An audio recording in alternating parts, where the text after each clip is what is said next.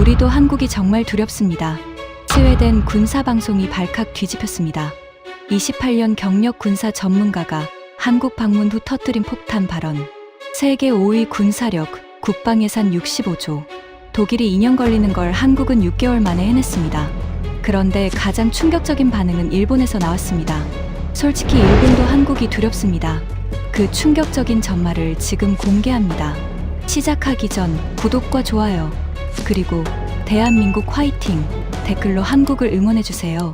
지난달 스웨덴 스톡홀름의 국방연구소 FOI가 발칵 뒤집혔습니다. 세계 군사력 순위 5위, 국방예산 65조 8천억 원, 폴란드의 전차 1000대, 자주포 600문 수출. 이 숫자들이 회의실 스크린에 떠오르는 순간 12명의 분석관들이 동시에 술렁였습니다. 모두 같은 나라를 가리키고 있었거든요. 대한민국. 회의실 안에 무거운 침묵이 흘렀습니다. 누군가 헛기침을 했고 형광등 불빛 아래로 서류 넘기는 소리만 바스락거렸죠. 이게 말이 됩니까? FOI 국장 올라 칼손이 안경을 벗으며 물었습니다. 그의 목소리에는 당혹감이 묻어 있었어요. 폴란드가 독일 레오파드 대신 한국 전차를 샀다고요? 뭐라고요? K2 흑표입니다, 국장님. 대답한 건 저였습니다. 마르쿠스 베리스트렘. FOI 수석 분석관으로 28년째 유럽 방위산업을 분석해온 사람이죠. 하지만 솔직히 말하면 저도 믿기 어려웠습니다. 폴란드가 한국 무기를 산다고요? 그것도 1000대나? 저는 창밖을 바라봤습니다. 스톡홀름의 회색빛 하늘 아래로 SAAB 본사 건물이 보였어요. 우리 스웨덴이 자랑하는 그리펜 전투기를 만드는 곳이죠. 28년간 저는 유럽 방산이 세계 최고라고 믿어왔습니다. 독일의 레오파드 전차, 프랑스의 라팔 전투기, 그리고 우리 스웨덴의 그리펜. 이것들이 세계 방위산업의 정점이라고요. 그런데 한국이요? 마르쿠스 국장이 저를 불렀습니다. 자네가 직접 가봐야겠어. 심장이 철렁 내려앉았습니다. 한국에요? 제가요? 그래.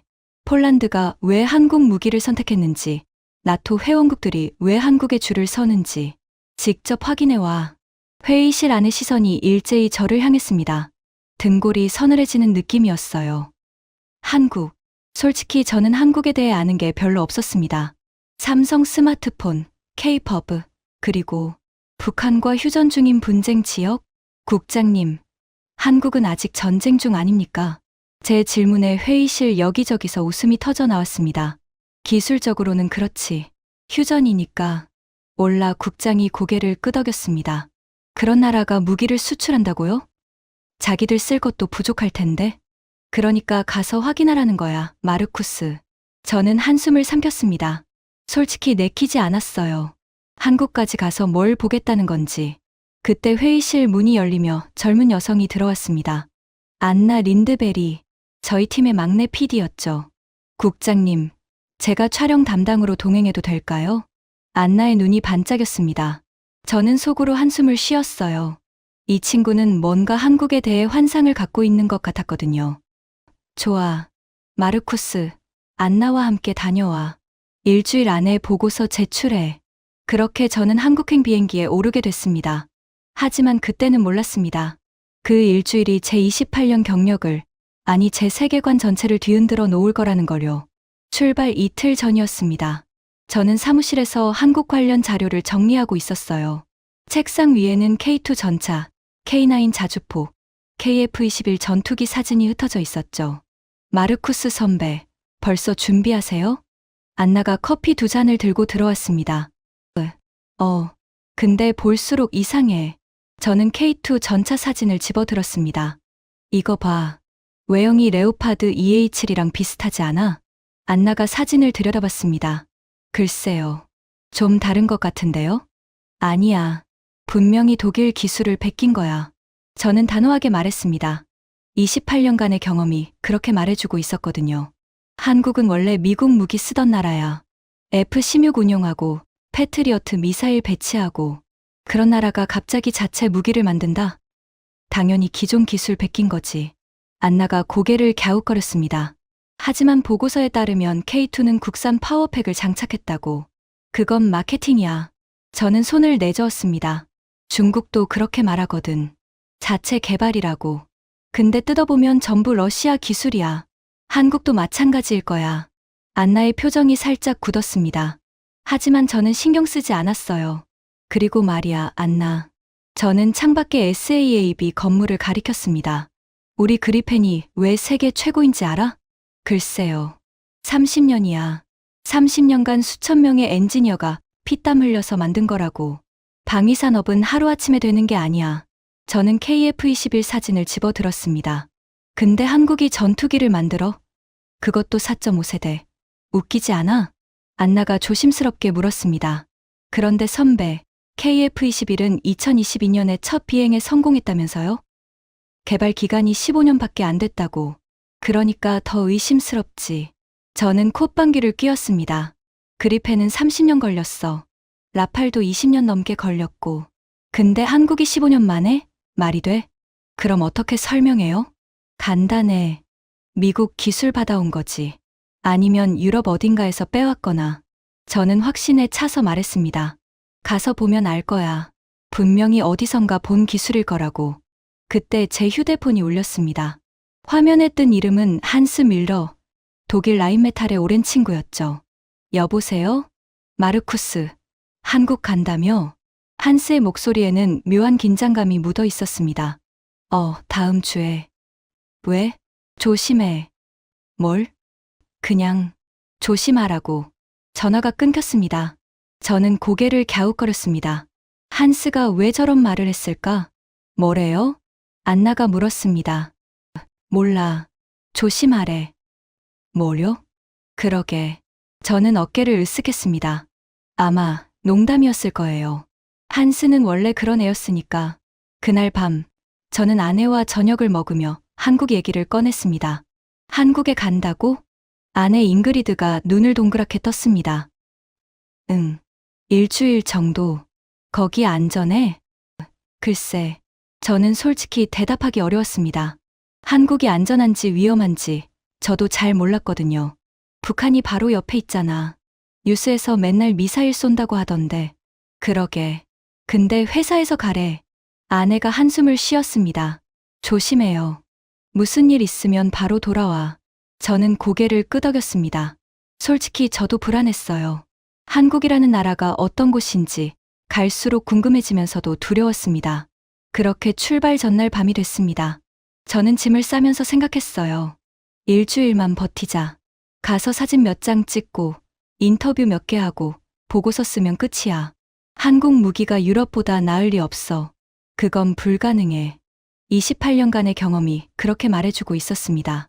하지만, 정말 하지만, 그건 제가 인천공항에 발을 딛기 전까지의 생각이었습니다. 13시간의 비행 끝에 인천공항에 도착했습니다. 비행기 문이 열리는 순간, 저는 무의식적으로 긴장했어요. 분쟁 지역 근처라고 했으니까 뭔가 삭막하거나 긴장된 분위기일 거라고 생각했거든요. 하지만, 뭐야, 이게? 제 입에서 저도 모르게 탄성이 나왔습니다. 공항이 너무 깨끗했어요. 아니, 깨끗한 정도가 아니었습니다. 스톡홀름 알란다 공항보다, 런던 히드로보다, 심지어 싱가포르 창이보다도 뭔가 달랐어요. 바닥이 거울처럼 반짝였습니다. 천장의 조명은 은은하면서도 밝았고, 어디선가 은은한 음악이 흘러나왔죠. 와, 예쁘다. 안나가 카메라를 들어 이리저리 찍기 시작했습니다. 저는 주위를 둘러봤습니다. 사람들이 분주하게 오가고 있었어요. 비즈니스맨, 관광객, 가족 단위 여행객들. 모두 평화로워 보였습니다. 분쟁 지역 근처라고? 이게, 선배, 저기 봐요. 안나가 가리킨 곳에는 거대한 전광판이 있었습니다. 화면에는 한국의 관광 명소들이 흘러나오고 있었죠. 서울의 야경, 제주도의 바다, 경복궁의 단청. 북한이랑 50km밖에 안 떨어졌다며? 저는 중얼거렸습니다. 네, 서울이 휴전선에서 40km래요. 안나가 스마트폰을 보며 대답했습니다. 근데 왜 이렇게 평화로워? 저는 이해가 안 됐습니다. 스웨덴 뉴스에서는 맨날 북한 미사일, 한반도 긴장, 전쟁 위기 이런 얘기만 하거든요. 그런데 막상 와보니까 여기 사람들은 아무렇지도 않은 것 같았어요. 입국 심사를 마치고 도착 로비로 나왔습니다. 마르쿠스 베리스트렘 씨, 누군가 저를 불렀습니다. 돌아보니 50대 초반의 한국 남성이 서 있었어요. 단정한 정장 차림에 부드러운 미소를 짓고 있었죠. 저는 김정우입니다. ADD 국방과학연구소에서 나왔습니다. 그가 손을 내밀었습니다. 악수를 하는데 손이 따뜻하고 힘이 있었어요. 아, 네. 반갑습니다. 먼 길 오시느라 고생하셨습니다. 차로 모시겠습니다. 공항을 빠져나오는데 저는 계속 주위를 두리번거렸습니다. 군인은 어디 있지? 검문소는? 긴장된 분위기는? 아무것도 없었습니다. 그냥 평범한 대도시 공항이었어요. 아니, 평범한 것 이상이었죠. 차에 올라타자 김정우 박사가 물었습니다. 공항 어떠셨습니까? 솔직히 놀랐습니다. 저는 인정할 수밖에 없었어요. 이렇게 좋을 줄 몰랐어요. 김 박사가 미소 지었습니다. 인천공항이 12년 연속 세계 최고 공항 서비스상을 받았습니다. 12년 연속이요? 네. 저는 창밖을 바라봤습니다. 고속도로를 달리는 차들, 멀리 보이는 고층 빌딩들, 깔끔하게 정돈된 도시 풍경. 저는 조심스럽게 물었습니다. 북한이랑 가깝다고 했는데 사람들이 안 무서워해요? 김 박사가 잠시 생각하더니 대답했습니다. 무섭지 않다면 거짓말이겠죠. 하지만 우리는 70년 넘게 이렇게 살아왔습니다. 두려움에 멈춰 있을 수는 없으니까요. 70년. 그 숫자가 가슴에 콕 박혔습니다.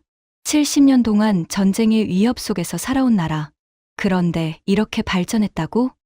선배. 안나가 창밖을 가리켰습니다. 저거 봐요. 멀리 한강이 보였습니다.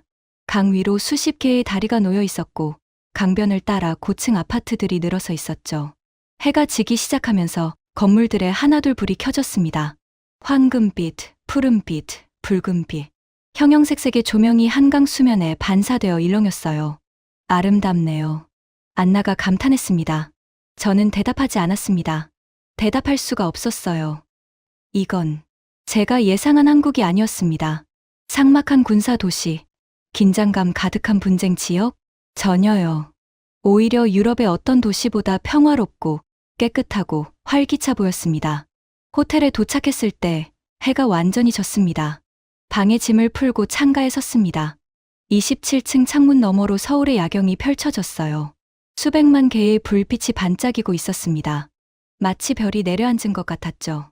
저쪽 어딘가 50km 너머에 북한이 있다고요? 믿기 어려웠습니다. 휴대폰이 울렸습니다. 아내 잉그리드였어요. 여보, 잘 도착했어? 응, 도착했어. 거기 어때? 괜찮아? 저는 잠시 망설였습니다. 괜찮아. 아니, 괜찮은 정도가 아니야. 응, 나도 잘 모르겠어. 내가 생각하던 거랑 너무 달라. 무슨 소리야? 내일 취재하면 더 알겠지. 일단 자야겠어. 피곤하다. 알았어. 조심해. 전화를 끊고 침대에 누웠습니다. 천장을 바라보며 생각했어요. 한국이 이렇게 발전한 나라였나? 이런 나라가 만드는 무기는 어떨까? 아직은 의심이 더 컸습니다. 공항이야 잘 만들 수 있지. 도시야 예쁘게 꾸밀 수 있고. 하지만 무기는 달라. 방위산업은 하루아침에 되는 게 아니야. 수십 년의 기술 축적이 필요해. 한국은 그게 없어. 그렇게 스스로를 다독이며 눈을 감았습니다. 내일 ADD 국방과학연구소에 가면 알 거야. 한국 무기의 진짜 실력을. 아마 실망하겠지. 예상대로 미국이나 유럽 기술을 베낀 거겠지. 28년의 경험이 그렇게 말해주고 있었습니다. 하지만 그 28년의 경험이 무너지기 시작하는 건 다음 날 아침부터였습니다. 다음 날 아침 8시, 저는 김정우 박사와 함께 대전으로 향했습니다. ADD, 국방과학연구소가 있는 곳이었죠. 차 안에서 저는 계속 어젯밤 본 서울 야경을 떠올렸습니다. 여전히 믿기 어려웠거든요. 여기서 대전까지 얼마나 걸립니까? KTX로 1시간 정도입니다. KTX요? 고속철도요. 시속 300km입니다. 시속 300km. 스웨덴에는 그런 열차가 없었습니다. 서울역에 도착하니 거대한 유리돔 아래로 수천 명의 사람들이 오가고 있었어요. 출근 시간이라 그런지 모두 바쁜 표정이었죠. 열차에 올라타자 안나가 감탄했습니다. 와, 진짜 빠르다. 창밖 풍경이 쏜살같이 지나갔습니다. 도시가 사라지고 산과 들판이 나타났다 사라졌죠. 1시간 후, 우리는 대전에 도착했습니다. ADD 정문에서 보안 검색을 받는데 저는 긴장이 됐습니다. 여기가 한국 국방기술의 심장부라고 했으니까요. 이쪽입니다. 김 박사가 앞장섰습니다. 연구소 내부는 생각보다 현대적이었습니다. 깨끗한 복도, 최신식 장비들, 그리고 흰 가운을 입은 연구원들. 하지만 저는 여전히 의심의 눈초리로 주위를 살폈어요. 여기서 뭘 개발합니까?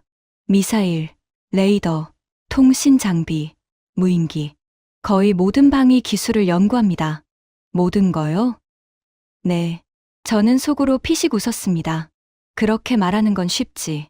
첫 번째 브리핑룸에 들어섰습니다. 대형 스크린에 미사일 사진이 떴습니다. 길쭉한 몸체에 날개가 달린 전형적인 순항 미사일이었죠.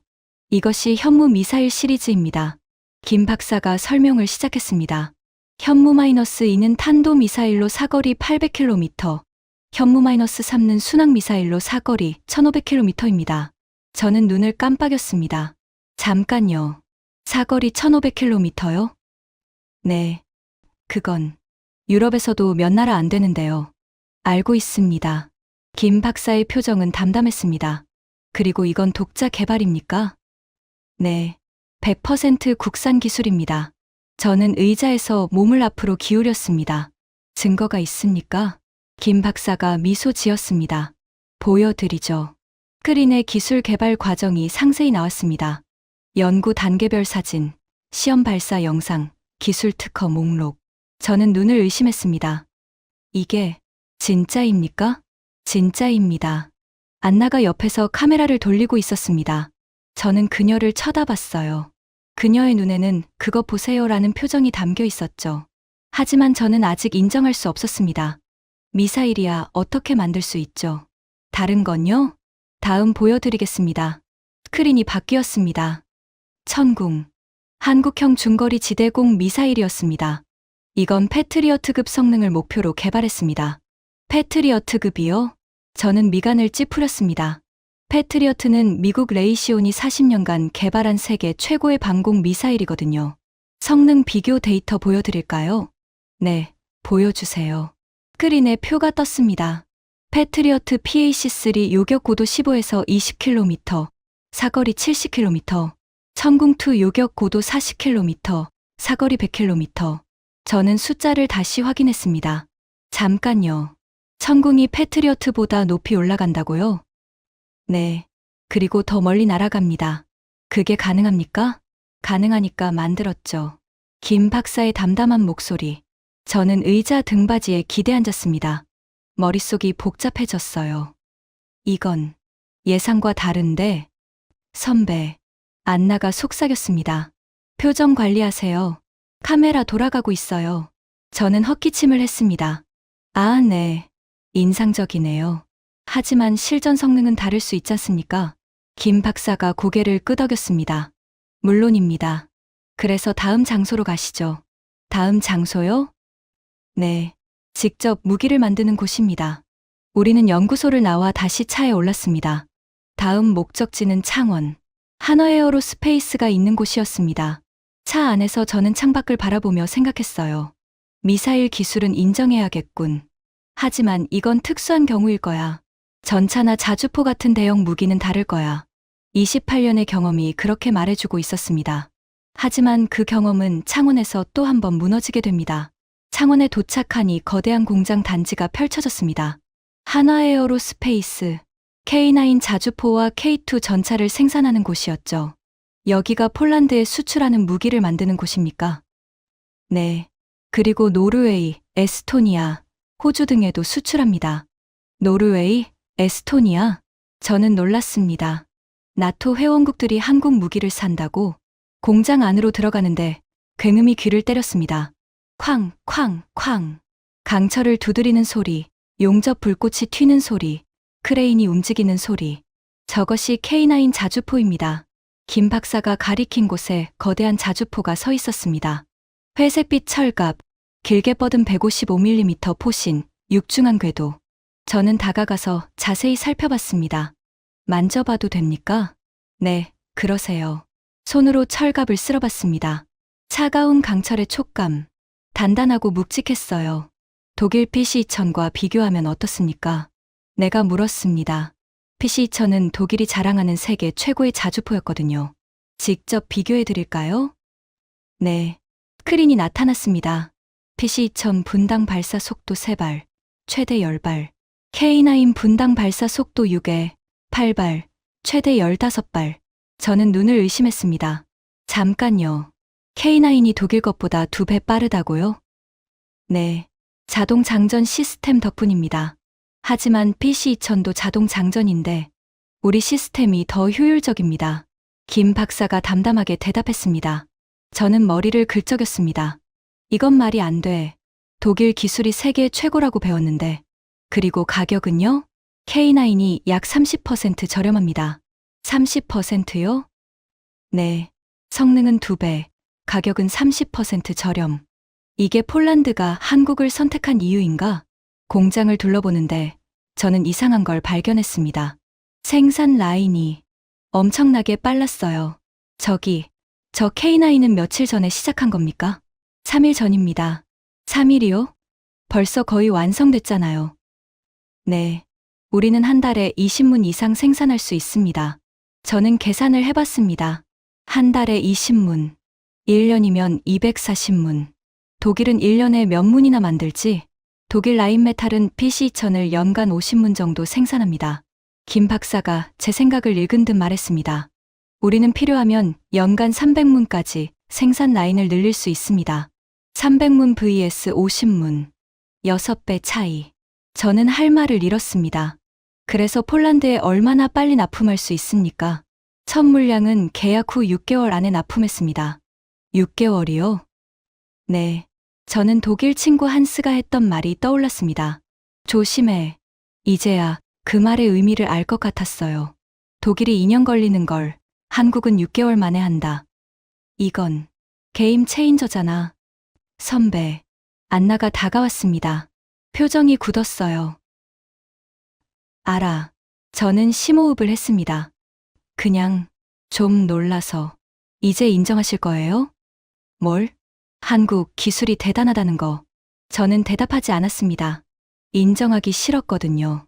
하지만 속으로는 알고 있었습니다. 내가 틀렸을지도 모른다고.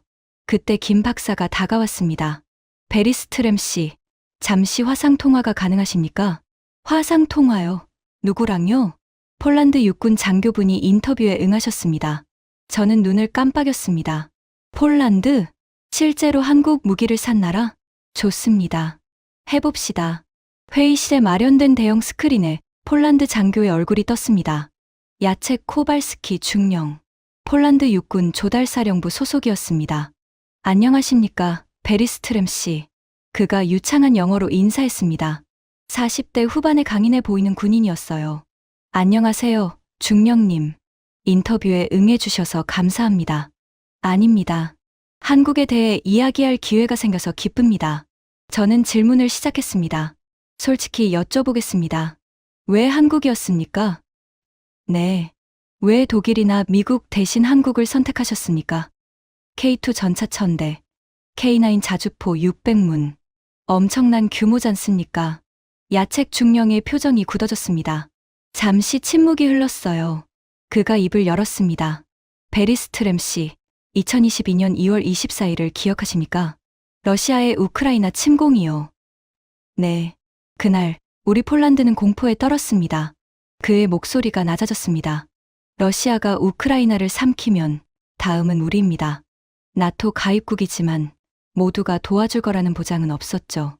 저는 고개를 끄덕였습니다. 유럽 전체가 그 공포를 느꼈으니까요. 우리는 급히 무기가 필요했습니다. 전차, 자주포, 전투기, 모든 것이요. 그래서 어디에 연락하셨습니까? 먼저 독일에 갔습니다. 야첵 중령이 쓴웃음을 지었습니다. 레오파드 2 전차를 요청했죠. 세계 최고의 전차니까요. 독일이 뭐라고 했습니까? 기다리라고 했습니다. 얼마나요? 최소 2년. 생산 라인이 부족하다고요. 2년. 저는 미간을 찌푸렸습니다. 그래서 미국은요? 미국은 18개월이라고 했습니다. 그리고 가격도 문제였어요. 우리 예산으로는 원하는 만큼 살 수 없었습니다. 야책 중령이 잠시 말을 멈췄습니다. 베리스트렘 씨, 상상해 보십시오. 러시아 군이 국경 바로 너머에서 전쟁을 벌이고 있는데 2년을 기다리라고요? 저는 대답할 수 없었습니다. 그때 누군가 한국을 제안했습니다. 한국이요? 네. 솔직히 저도 처음에는 회의적이었습니다. 그가 고개를 저었습니다. 한국. 그 작은 나라가 우릴 도울 수 있어? 그렇게 생각했죠. 저는 공감했습니다. 나도 똑같이 생각했으니까. 하지만 한국 대표단을 만나고 생각이 바뀌었습니다. 뭐가 달랐습니까? 야책 중령이 몸을 앞으로 기울였습니다. 그들은 이렇게 말했습니다. 6개월 안에 첫 물량 납품하겠습니다. 6개월이요? 네. 처음엔 믿지 않았습니다. 독일이 2년 걸린다는데 6개월이라니. 그래서요? 하지만 그들은 해냈습니다. 야책 중령의 눈빛이 빛났습니다. 정확히 6개월 후 K2 전차 첫 물량이 폴란드에 도착했습니다. 약속을 지킨 겁니다. 저는 숨을 삼켰습니다. 그리고 가격은요? 독일 레오파드보다 30% 저렴했습니다. 같은 예산으로 더 많이 살 수 있었죠. 성능은 어떻습니까? 직접 타봤습니다. 야책 중령이 미소 지었습니다. 레오파드 1을 10년 운용한 제가 말씀드리죠. K2는 레오파드와 대등합니다. 어떤 부분은 더 낫고요. 어떤 부분이요? 기동성. K2의 현수 장치는 세계 최고입니다. 산악 지형에서 레오파드보다 훨씬 유연해요. 저는 메모를 하다가 멈췄습니다. 한국 전차가 독일 전차와 대등하다고? 그리고 한 가지 더. 야책 중령이 말을 이었습니다. 한국 사람들의 태도가 달랐습니다. 어떻게요? 독일과 미국은 사고 싶으면 사라식이었어요. 우리가 고객인데 마치 우리가 부탁하는 것처럼 대했죠. 그가 고개를 저었습니다. 한국은 달랐습니다. 무엇이 필요하십니까? 어떻게 도와드릴까요? 그들은 진심으로 우리를 도우려 했습니다. 저는 가만히 듣고 있었습니다. 베리스트렘 씨. 야책 중령이 카메라를 똑바로 바라봤습니다. 솔직히 말씀드리겠습니다. 한국이 없었으면 우리는 지금 훨씬 위험한 상황이었을 겁니다. 심장이 쿵 내려앉았습니다. 한국이 우릴 구했습니다. 그 말이 회의실 안에 울려 퍼졌습니다. 저는 아무 말도 할 수 없었어요. 28년간 유럽 방산이 최고라고 믿어왔는데, 독일이 세계 최고라고 배워왔는데, 그런데 정작 위기의 순간에 유럽을 구한 건 한국이었다고? 감사합니다, 중령님. 겨우 그 말만 하고 화상 통화를 끊었습니다. 회의실에 침묵이 흘렀습니다. 안나가 조심스럽게 물었습니다. 선배, 괜찮아요? 괜찮냐고? 괜찮을 리가 없죠. 28년간 믿어온 것이 무너지고 있었으니까요. 하지만 아직 끝이 아니었습니다. 진짜 충격은 다음 날, 사천에서 기다리고 있었거든요. 다음 날 아침, 우리는 사천으로 향했습니다. KAI, 한국항공우주산업이 있는 곳, KF-21 보라매를 만드는 곳이었죠. 차 안에서 저는 거의 말이 없었습니다. 어젯밤 폴란드 장교의 말이 계속 머릿속을 맴돌았거든요. 한국이 우릴 구했습니다. 그 말이 잊히지 않았어요. 선배, 도착했어요. 안나의 목소리에 정신을 차렸습니다. KAI 정문 앞에 섰습니다. 거대한 경납고들이 늘어서 있었고 멀리서 제트 엔진 소리가 들려왔어요. 슈이잉. 익숙한 소리였습니다. 하지만 여기서 듣게 될 줄은 몰랐죠. 이쪽입니다. 김 박사가 앞장섰습니다.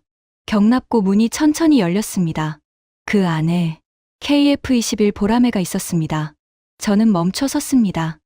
회색빛 유선형 동체, 날렵하게 뻗은 쌍발 엔진, 스텔스 설계가 적용된 날개, 한마디로 아름다웠습니다.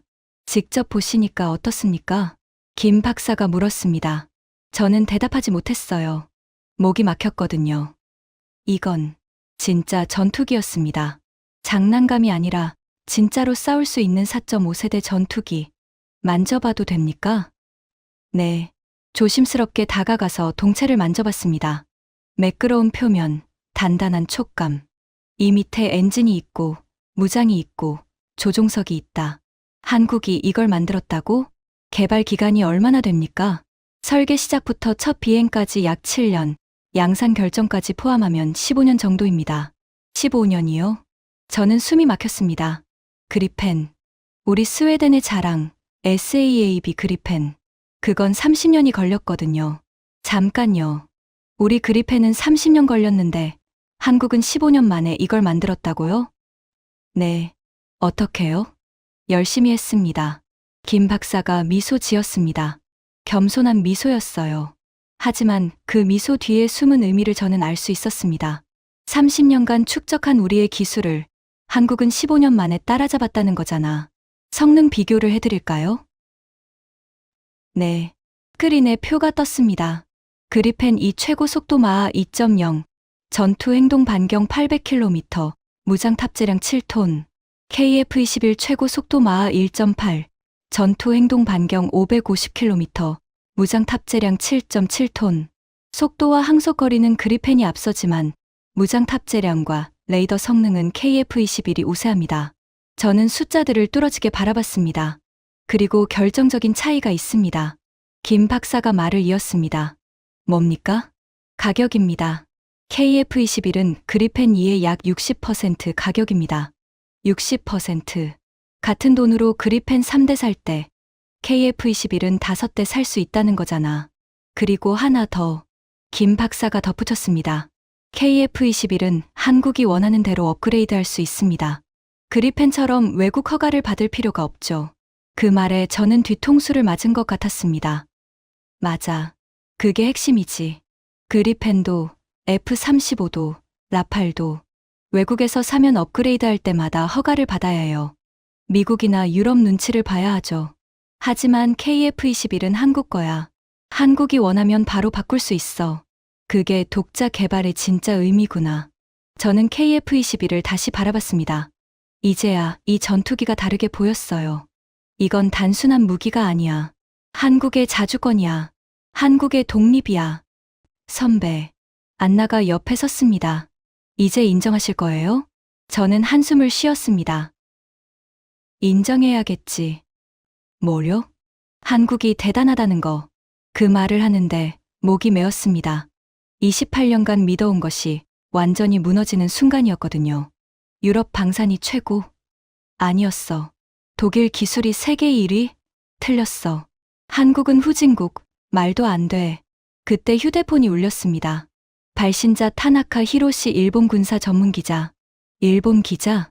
저는 전화를 받았습니다. 여보세요? 베리스트램 씨입니까? 저는 도쿄에서 전화드립니다. 아, 네. 타나카 씨. 출국 전에 인터뷰를 요청해뒀던 일본 기자였어요. 지금 한국에 계시죠? 잠시 화상통화가 가능하십니까? 지금이요? 네. 한국에 대해 솔직하게 말씀드릴 게 있습니다. 그의 목소리에는 뭔가 무거운 것이 담겨 있었습니다. 알겠습니다. 30분 후에 연락드리죠. 전화를 끊었습니다. 일본 기자가 한국에 대해 할 말이 있다고? 뭔데? 저는 궁금해졌습니다. 그리고 30분 후, 저는 이 취재에서 가장 충격적인 말을 듣게 됩니다. 일본 기자의 입에서요. 호텔 방에서 노트북을 펼쳤습니다. 화면에 타나카 히로시의 얼굴이 떴습니다. 50대 초반, 안경을 쓴 지적인 인상의 남성이었어요. 일본 최대 군사 전문지 세카이노 칸센스 지에너지엔좌의 수석 기자였죠. 베리스트램 씨, 시간 내주셔서 감사합니다. 아닙니다. 저야말로요. 저는 솔직히 궁금했습니다. 일본, 한국의 역사적 라이벌, 방위산업에서도 경쟁 관계, 그런 일본 기자가 한국에 대해 뭘 말하려는 걸까? 타나카 씨, 제가 지금 한국을 취재 중이라는 건 아시죠? 네. 그래서 전화드린 겁니다. 그가 잠시 뜸을 들였습니다. 베리스트램 씨, 솔직하게 말씀드려도 될까요? 물론입니다. 제가 30년간 군사 전문 기자로 일하면서 일본 방위산업에 대해 쓴 기사가 수천 개입니다. 네. 항상 일본이 아시아 최고라고 썼습니다. 십식 전차, 소류급 잠수함, F-2 전투기. 일본 기술이 한국보다 앞선다고 믿었죠. 타나카 씨의 표정이 굳어졌습니다. 하지만 지난 5년간 그 믿음이 흔들리기 시작했습니다. 어떻게요? K9 자주포가 세계 시장을 휩쓸었습니다. K2 전차가 폴란드에 1000대 수출됐고요. KF-21이 첫 비행에 성공했을 때 그가 한숨을 쉬었습니다. 저는 충격을 받았습니다. 왜요? 일본의 십식 전차는 단 1대도 수출하지 못했거든요. 저는 눈을 깜빡였습니다. 일대도요? 네, 일대도요. 타나카 씨의 목소리가 떨렸습니다. 일본은 무기 수출 삼원칙 때문에 오랫동안 수출을 못했습니다. 규제가 풀린 후에도 아무도 안 삽니다. 왜요? 가격이 너무 비싸요. 10식 전차 1대 가격이 K2의 거의 2배입니다. 성능은 비슷한데 저는 어제 본 K2가 떠올랐습니다. 폴란드 장교가 레오파드급이라고 했죠. 그리고 생산 속도. 타나카 씨가 말을 이었습니다. 미쓰비시 중공업이 10식을 연간 13대 생산합니다. 13대요? 네. 한국은 연간 100대 이상 가능하다면서요? 저는 고개를 끄덕였습니다. 창원에서 직접 봤으니까. 베리스트램 씨. 타나카 씨가 카메라를 똑바로 바라봤습니다. 솔직히 말씀드리겠습니다. 그의 눈빛이 진지해졌습니다. 우리 일본도 한국이 정말 두렵습니다.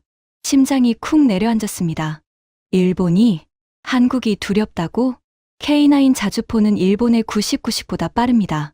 K2 전차는 10식과 대등하거나 더 낮고요. KF-21은 일본이 포기한 국산 전투기입니다. 타나카 씨의 목소리에 쓴웃음이 섞였습니다. 일본은 FX 사업에서 F-35를 선택했어요. 독자 개발을 포기한 겁니다. 그런데 한국은 해냈잖아요. 하지만 일본도 차세대 전투기를 개발 중이라고. 네, 영국, 이탈리아와 공동으로요. 하지만 완성은 2035년 이후입니다. KF-21은 이미 날고 있고요. 10년 차이. 그 10년이 얼마나 큰지 저는 알고 있었습니다. 베리스트램 씨, 한 가지 더 말씀드릴게요. 타나카 씨가 몸을 앞으로 기울였습니다. 제가 일본 방위성 관계자들을 인터뷰하면 다들 한국 얘기를 꺼립니다. 왜요? 인정하기 싫으니까요. 자존심 때문에. 그가 고개를 저었습니다. 하지만 숫자는 거짓말을 안 합니다. 수출 실적, 생산 속도, 가격 경쟁력, 모든 면에서 한국이 앞서고 있어요. 저는 할 말을 잃었습니다. 일본 기자가 일본보다 한국이 낫다고 인정하는 거잖아. 이건 상상도 못한 전개였어요. 마지막으로 한 가지만 여쭤볼게요. 저는 겨우 목소리를 냈습니다. 왜 저한테 이런 말씀을 하시는 겁니까? 일본 기자가 한국을 칭찬하는 건 쉽지 않으실 텐데. 타나카 씨가 잠시 침묵했습니다. 그리고 천천히 입을 열었습니다. 저는 기자입니다. 사실을 전하는 게 제 일이에요. 일본이 한국보다 낫다고 거짓말하는 건 제 직업 윤리에 어긋납니다. 그의 눈빛이 빛났습니다. 그리고 솔직히 한국이 대단합니다. 인정할 건 인정해야죠. 가슴이 먹먹해졌습니다. 28년간 방산을 분석하면서 이런 인터뷰는 처음이었거든요. 경쟁국 기자가 라이벌을 진심으로 인정하는 모습. 그건 아름다웠습니다. 감사합니다. 타나카 씨. 정말 솔직한 말씀 감사합니다. 아닙니다. 좋은 기사 쓰시길 바랍니다. 화상 통화가 끝났습니다. 저는 한동안 빈 화면을 바라봤습니다. 선배.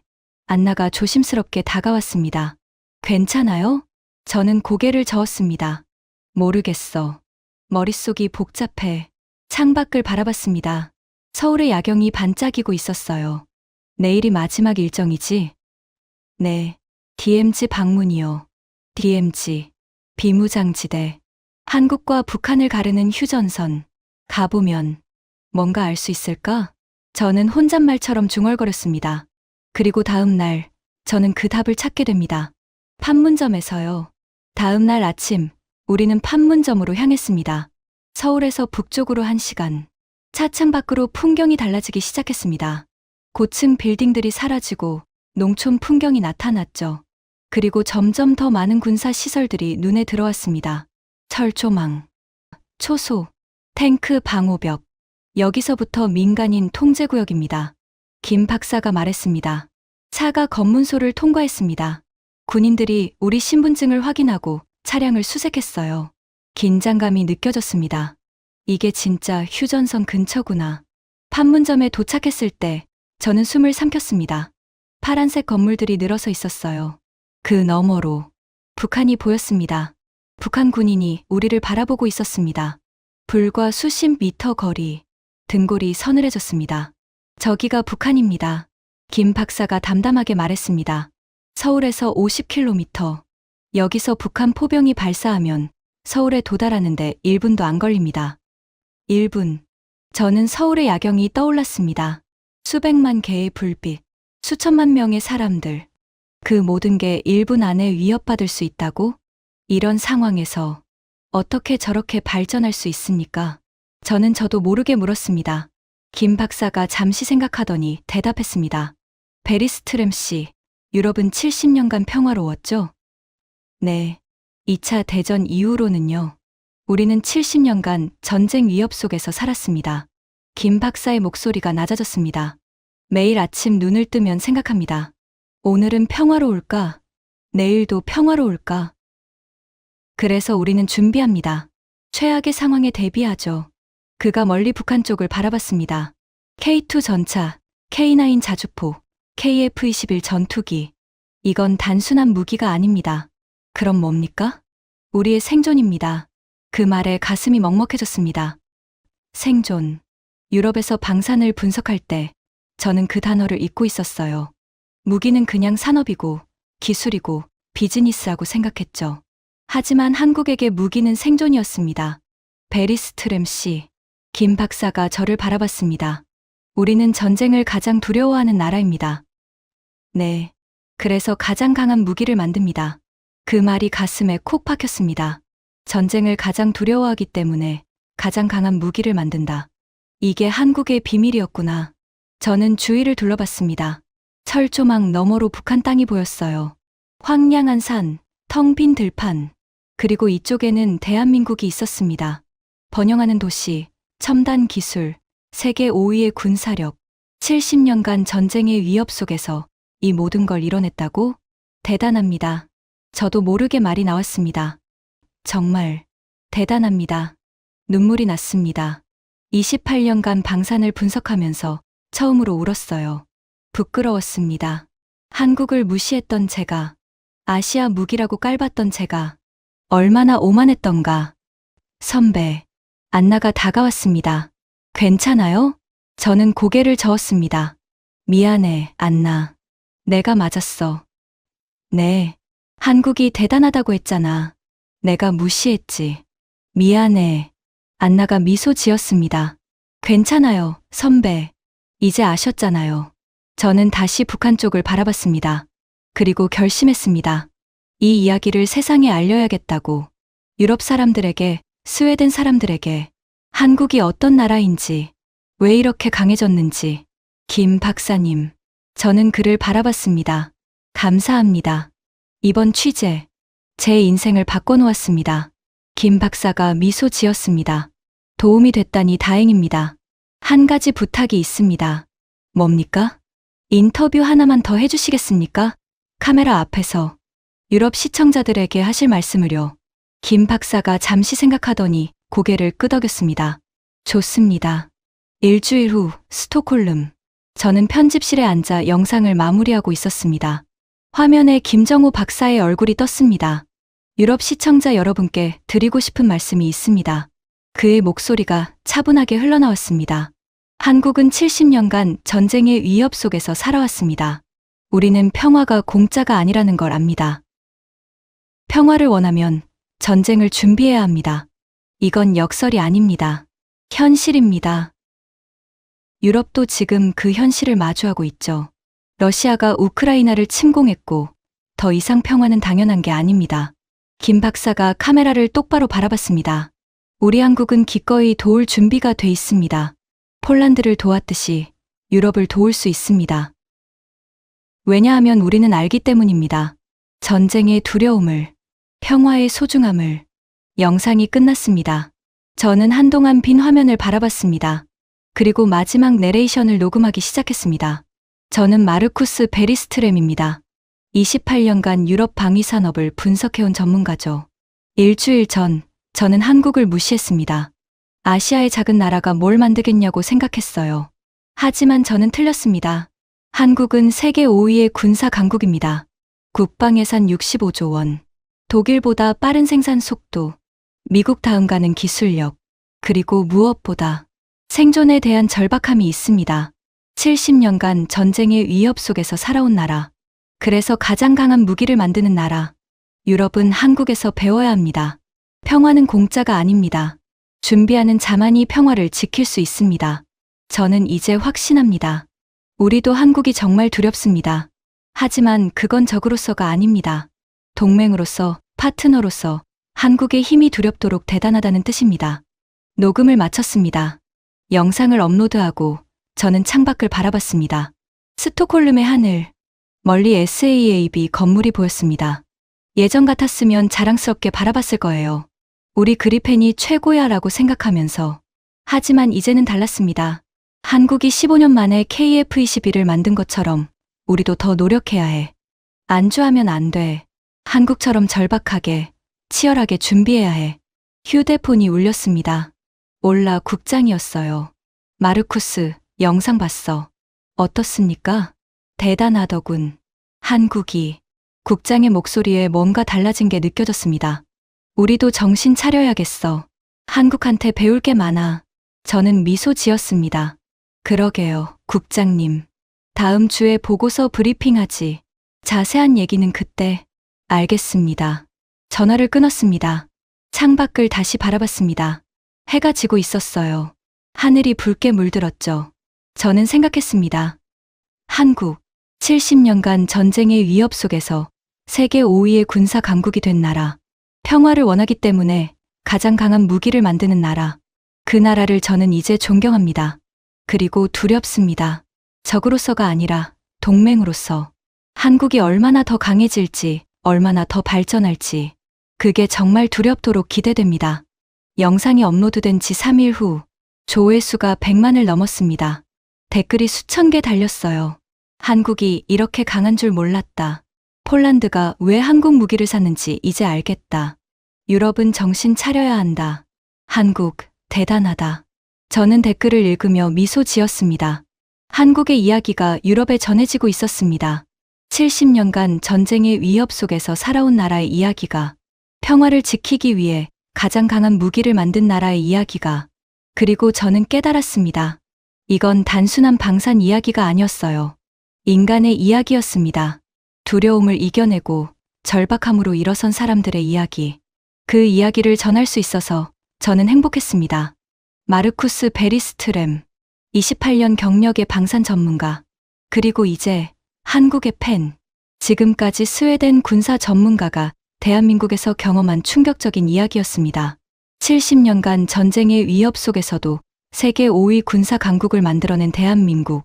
이 자랑스러운 이야기를 주변에 널리 공유해주세요. 우리가 이룬 것들을 세계가 알아야 합니다. 구독과 좋아요도 부탁드립니다. 지금까지 감동날다였습니다. 감사합니다.